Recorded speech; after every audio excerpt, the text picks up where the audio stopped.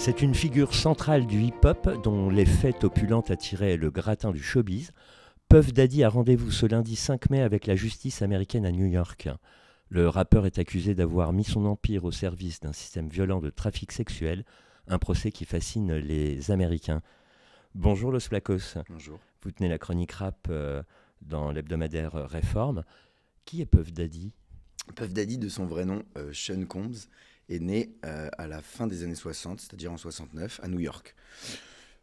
On a assez peu d'infos, à vrai dire, sur son enfance ou sur ce qu'aurait pu le guider à être comme il est devenu, la personne qu'on connaît aujourd'hui. Mais ce qui est sûr, c'est qu'il a une trajectoire très particulière dans le monde de la musique et même dans la pop culture américaine. C'est-à-dire qu'en fait, il a commencé par être stagiaire dans un très gros label américain qui s'appelle Uptown Records. Et de stagiaire, il est très très vite passé au pôle détection de talent. Et ce qui a été en fait sa force tout au long de sa carrière. C'est-à-dire que c'est un mec qui dénichait des pépites, quoi. Et en fait, à 18 ans, il se retrouve à être directeur artistique et donc à avoir déjà un pouvoir de pouvoir détecter des talents.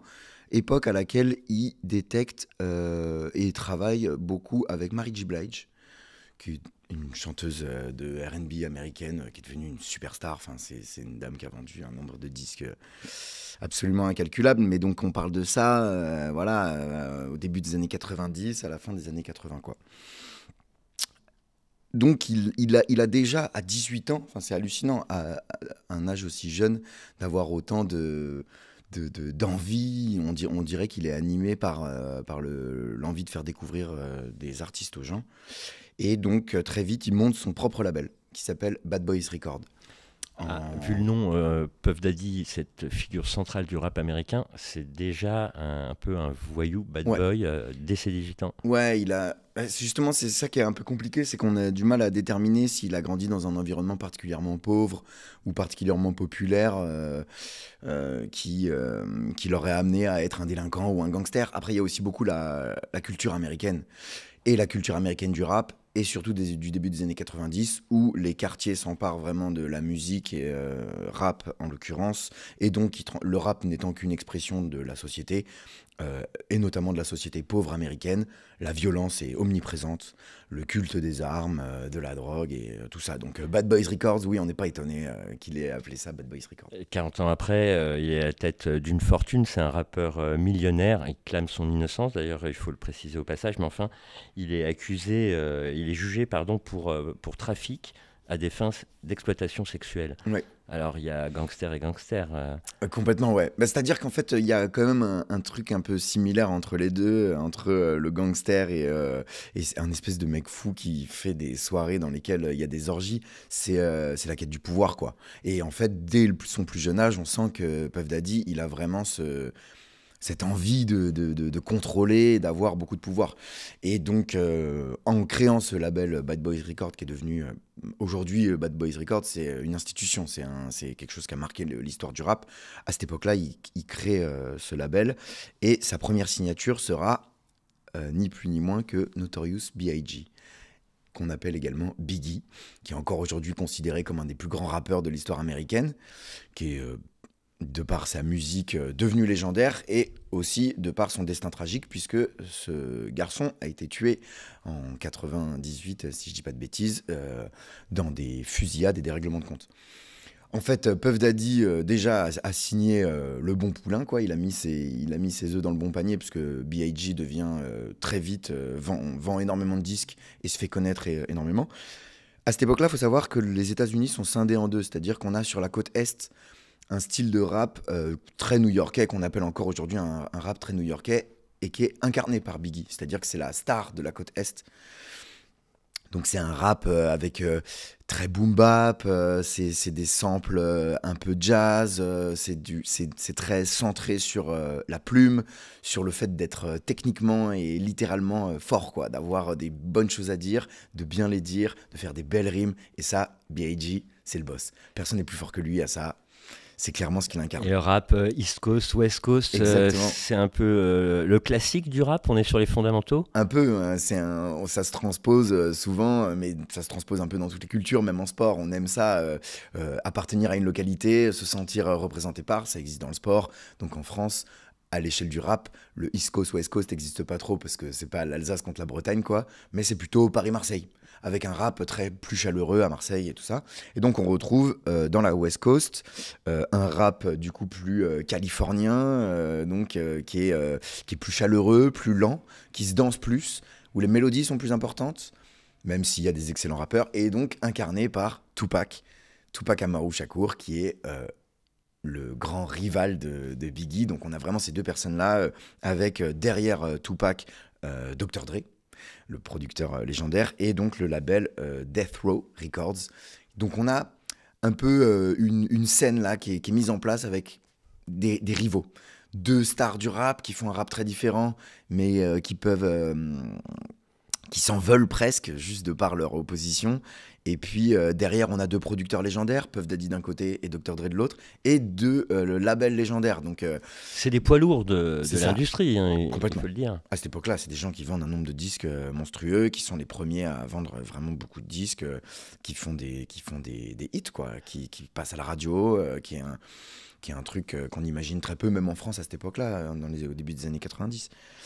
Et Puff Daddy, super malin, et grand businessman surtout, met en scène en fait cette rivalité. C'est-à-dire qu'il l'alimente.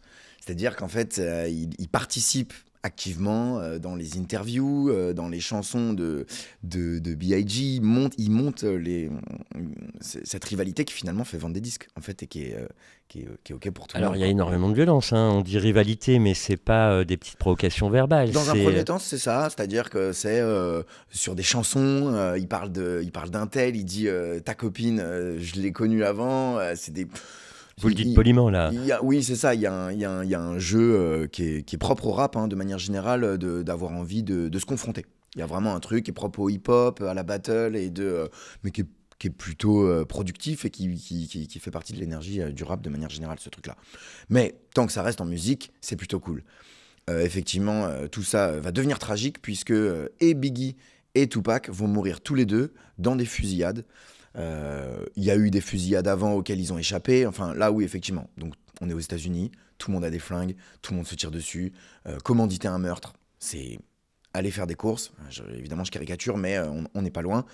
Et donc, ces deux personnages meurent dans des circonstances tragiques et un peu énigmatiques. C'est-à-dire qu'en fait, on ne sait jamais vraiment qui a commandité. Et en fait, Puff Daddy, déjà à cette époque-là, est soupçonné d'avoir commandité le meurtre de Tupac et d'être en fait ultra mouillé dans ces histoires tragiques, quoi. Ouais, ce rappeur millionnaire qui est jugé ces jours-ci est bien connu et il a été effectivement soupçonné d'avoir commandité, organisé, y compris l'assassinat de Tupac. Alors Tupac, c'est un repère énorme, hein, dans l'univers du rap.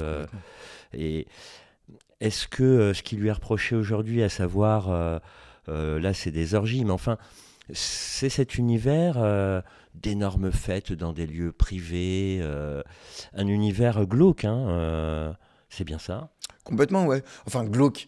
Je veux dire, la fête avec de l'alcool à outrance ou des substances à outrance a toujours existé, existera toujours. Et bon, ça, je vais pas me permettre d'émettre un jugement là-dessus.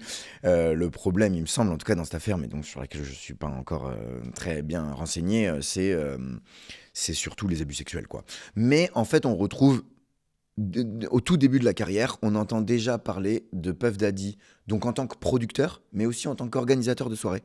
C'est-à-dire qu'il est déjà connu pour organiser des fêtes immenses, à la mode, donc auxquelles les gens veulent participer. C'est-à-dire qu'aujourd'hui, on a le recul de se dire « Waouh, c'était horrible », mais à l'époque, c'est trop cool d'être invité. Tout le monde veut en être, mais je dis ça, les sportifs, les personnalités culturelles, tout le monde a envie d'aller aux soirées. Mais il y a déjà des abus, il y a déjà des fusillades aussi. C'est-à-dire qu'en fait, Puff Daddy est coutumier du fait et que ça lui est arrivé de se faire tirer dessus, de réchapper, qu'en fait, il avait aussi des armes. Et enfin, il est tout le temps en train de mouiller dans ce monde à la fois de célébrité et en même temps de faire ces espèces de soirées qui, dans un premier temps, d'après les témoins, auraient été plutôt cool par rapport à ce qui a été raconté par ailleurs. Je crois qu'il y a un vrai changement, une vraie bascule à un moment. Ouais, le procès du rappeur Puff Daddy qui fascine les Américains ces jours-ci, eh bien, les trafics de drogue, les trafics sexuels dont il est accusé, ça ne les empêche pas de rester totalement fascinés par le procès de Puff Daddy. P. Diddy, vous confirmez? Tout à fait, ouais. Bah, en fait, c'est drôle parce que dans son histoire, euh, on ne sait pas comment l'appeler. Vous voyez, là, vous l'avez appelé P. Diddy. Des fois, c'est Puff Daddy. Des fois, c'est Diddy. En fait, il a fait cette stratégie. Donc, on parle quand même d'un mec qui est un businessman génial, hein, malgré ce que le business peut être sans émettre de jugement. Il a changé de nom à chaque fois qu'il a eu des démêlés avec la justice, pour se laver un peu de son image, quoi. Et ça a plutôt bien fonctionné. Enfin, en tout cas, il y a eu un premier moment où il est passé de Puff Daddy à P. Diddy. Et puis derrière, il s'est appelé uniquement Diddy parce qu'en fait, il s'est rendu compte qu'il avait perdu des gens dans le processus de changer de nom, qui est effectivement assez compliqué quand on est identifié en tant que tel. Et donc, vous voyez, même nous, on ne sait pas comment l'appeler. On en parle de lui sous plusieurs sauces, quoi. Donc, c'est assez drôle, quoi, ce changement de nom qu'il... Alors d'habitude, dans l'hebdomadaire Réforme, vous ne faites pas la chronique de l'actualité. Là, il se trouve que c'est un rappeur, alors vous la faites, mais vous faites plutôt des recommandations de rap dans Réforme. Par quel bout on pourrait découvrir P. Diddy? Qu'est-ce que vous recommandez? Eh ben, La reco de Los Blacos. En fait, c'est intéressant parce que donc on a parlé de sa première partie de carrière où il est vraiment producteur. Mais en fait, il n'est pas musicien et rappeur, alors qu'il est quand même assez impliqué. Mais en fait, c'est... après la mort de Notorious B.I.G. qui sortira son premier album, donc en 97. Et qui sera en fait son plus gros succès commercial. Derrière, il sortira, je crois, en tout 6 ou 7 albums. Mais il n'a jamais été connu vraiment pour sa musique. En fait, on le qualifie de rappeur, mais c'est pas sa force première. C'est-à-dire qu'il est à la fois producteur, organisateur de soirée, mais il a aussi... une marque d'alcool, une marque de vêtements. C'est un vrai businessman. Il fait partie de la pop culture américaine à proprement parler. Mais donc, le morceau qui ressort le plus est un morceau sorti en son nom, en featuring avec Faith Evans et le groupe 112, en anglais évidemment 112, qui... est un morceau qui s'appelle I'll Be Missing You, et donc qui parle de son défunt ami regretté Biggie, et dans lequel il y a une chanson un peu d'adieu, quoi, qu'on pourrait dire. Sauf que P. Diddy, bien malin, reprend en fait une chanson bien connue de Police, que peut-être que vous connaissez, qui s'appelle Every Breath You Take. Absolument. Qui est une chanson absolument sublime, avec un riff de guitare très reconnaissable. Et puis, donc, c'est un morceau sur lequel Sting chante. Et en fait, si on écoute les deux chansons d'affilée, c'est dingue parce qu'il a repris note pour note, mesure pour mesure, et même syllabe pour syllabe, le refrain et la chanson de Sting. Sauf que, et c'est un peu le rap qui fait ça. Bon, déjà, il y a une grosse culture du sample dans le rap, donc c'est pas forcément mal vu de faire ça. Mais déjà, normalement, il faut les déclarer, les samples. En l'occurrence, c'est pas ce qui s'est passé.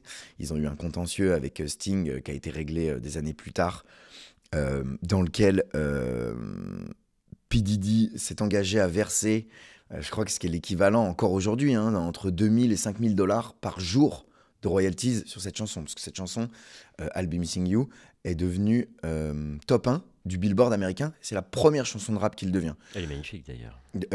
I'll Be Missing You est une super chanson. Après, quand on aime celle de The Police, peut-être que ça peut interférer. Mais donc en fait, il a juste ralenti le sample, changé un peu les percussions et fait chanter Faith Evans qui chante, mais un refrain. En fait, je vais le faire écouter. Là, c'est juste pour nous, pour que tu vois à quel point est-ce que c'est la même chanson, quoi. C'est complètement dingue, en fait.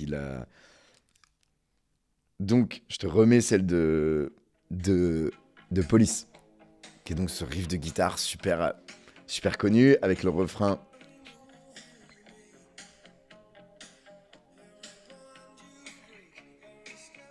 Ok. Super émouvant. Superbe chanson. Et maintenant, I'll Be Missing You. Juste ralenti. Donc la note est un octave en dessous aussi. Enfin, elle est légèrement décalée. Mais on est quand même pas loin du plagiat, quoi. Je pense qu'on est tout proche. On est quand même... Et donc le refrain...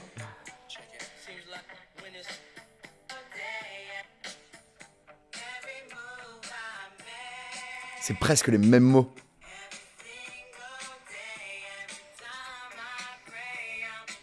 Toujours est-il que, encore une fois, ça se fait dans la musique rap déjà de manière générale de sampler. Bon, à quel point, et puis à quel point est-ce que Sting était d'accord ou pas, c'est un contentieux qu'ils ont eu. Mais donc, c'est une chanson aussi qui était pleine d'émotions, puisque c'est une chanson pour son ami mort, quoi. Donc, il y a aussi ça qui va avec. Mais en fait, c'est vraiment son premier succès commercial en tant que rappeur, quoi. Mais en fait, c'est donc pas sa qualité première d'être rappeur. C'est pas le meilleur rappeur. Mais il est plutôt producteur en fait. Et ça par contre, il le fait et il le fait mieux que quiconque. C'est-à-dire qu'aujourd'hui, à regarder la liste de gens que Puff Daddy a produit, c'est absolument monstrueux. C'est-à-dire qu'il a un vrai talent de dénicher des pépites, quoi. De mettre en avant des rappeurs, des chanteuses. Mais la liste est complètement dingue, quoi. Un mot de conclusion sur ce rappeur Puff Daddy que les Français découvrent peut-être comme étant mis en procès aux États-Unis pour trafic sexuel. Qu'est-ce qu'il faut retenir au-delà du procès ou indépendamment du procès? Je pense que déjà, mon avis personnel sur cette affaire est que c'est un sujet de société assez global, que ça va plus loin que le rap en particulier. Et d'ailleurs, les gens qui sont impliqués dans ces soirées viennent de tous les milieux. Mais il y a même des gens du milieu politique français, il y a des gens de la musique, du sport, d'absolument toutes les catégories. Et en fait, c'était ce que représentait Puff Daddy. C'est-à-dire que c'était une figure publique. Il était invité chez Oprah, il faisait le marathon de New York, il récoltait des fonds. Il a donc des marques, c'est un businessman, il est invité absolument partout, les gens veulent l'avoir, c'est une figure. Au-delà de ce que lui peut être, probablement un mec complètement dingue, complètement mégalo, qui s'est visiblement laissé dépasser par sa folie, puisque, encore une fois, dans un premier temps, il organisait des soirées, et les soirées étaient, de ce que les gens racontent en tout cas, pas des déboires, pas des orgies, c'était pas forcément... Donc, il y a un espèce de dérapage tout du long, quoi, qui est probablement lié à son rapport à la célébrité et à son rapport à l'argent et au pouvoir, quoi, tout simplement. Je pense qu'il est devenu fou, comme les humains peuvent devenir fous quand ils sont soumis à ces sujets-là, quoi. Donc, je pense que derrière, au-delà du rap et de ce que lui représente, c'est un vrai sujet de société, hyper important. C'est très intéressant d'en parler et voilà, on verra ce que son procès va donner et qui ça impliquera. Mais je pense que ça va pas être, ça va grincer, à mon avis.